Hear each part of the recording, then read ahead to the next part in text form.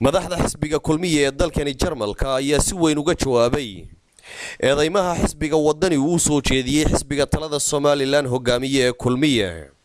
waxaana si weyn ay u difaaceen wasaaradda arrimaha dibadda Somaliland oo ay ku tilmaameen wasaarad ka furfuran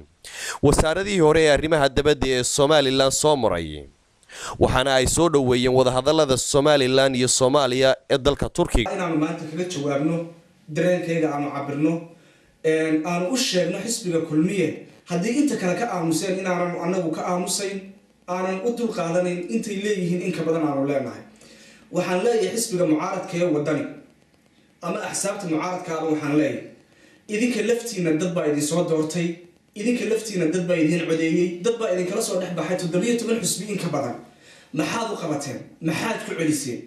wixii biyo dhaamis iyo abaare dhacaya wali booyad biyo ama u dirtaan wali ma hadal mahadnaqa ma soo jeediseen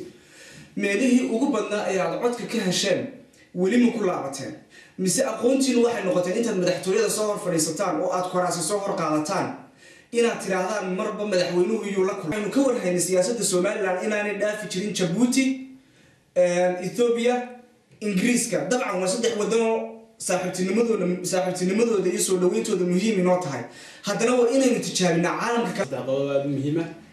sida qodob marka horeysa waxaan ka tacsiib u dirayaa maayirka caasimadda Hargeysa injineer Yuusuf Warsame Saciid oo aan leeyahay qaranka Soomaaliland ka baxay ilaahay si mariima naga siiyo dhamaanteed qodobka labaad ee galayaa waxa weeye haddii aanu nahay madaxda xisbiga kulmiye wadanka Jarmalka waxaanu aad u soo dhaweynaynaa aad ugu faraxsanahay mid muhiimana ah Turkiga ka dhacaya kaasoo ah aanan uga baqanayn xukuumadda kulmiye iyo dawladduba inay wax qaranka Soomaaliland u cuntami waaya ay ka keenaan